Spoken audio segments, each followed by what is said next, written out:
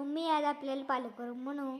चला पालक वरण बनवूया. तुरीची डाळ स्वच्छ धुवून घेतली, हिरवी मिरची खोडून टाकली, त्यामध्ये एक टोमॅटो धुवून टाकलाय स्वच्छ कापून, थोडेसे शेंगदाणे घालून घेऊयात.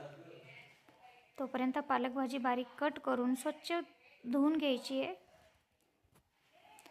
त्यात पालक भाजी टाकून घ्यायची आहे.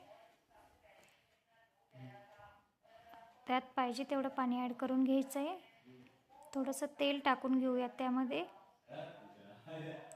नंतर कुकरचं झाकण लावून थोडीशी हळद टाकायची आहे. आता कुकरचं झाकण लावून 2-3 शिट्ट्या काढून घ्यायच्या आहेत. त्याला 2-3 शिट्ट्या करून घेऊयात. तोपर्यंत आपण पालक भाजीचं साठी लागणारे लसण कांदाही कापून घेऊयात.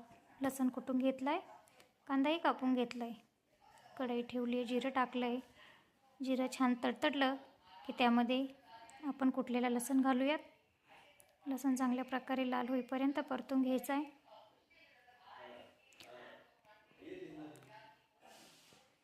त्यामध्ये कांदा टाकून घेऊयात.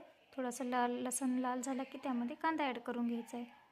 तुम्ही कांदा बारीक कापा किंवा उभा कापा, तुम्हाला जसं आवडतं तसं तुम्ही कापून घ्यायचं आहे. तुम्ही कशा प्रकारे पालक वरण बनवता नक्की कमेंटमध्ये सांगा.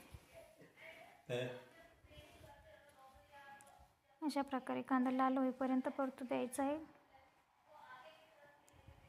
त्यामध्ये आपले घरगुती मसाले ॲड करून घेऊयात. थोडीशी लाल मिरची, त्यामध्ये घरगुती मसाले ॲड करून घ्यायचे आहेत. लाल मिरची, थोडीशी हळद मी टाकली होती पहिले कुकरमध्ये डाळ शिजताना, तरीही तुम्हाला अजून पाहिजे तर टाकू शकता.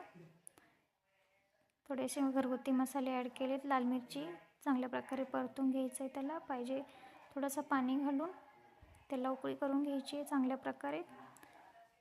नंतर थोडं थोडं करून पाणी ॲड करायचं, पण आपण कुकरमध्ये पाणी टाकल्यामुळे जास्त पाणी मी ॲड केलं नाही आहे. हे बघा, अशा प्रकारे सगळं शिजून या फोडणीमध्ये घालून घ्यायचं आहे.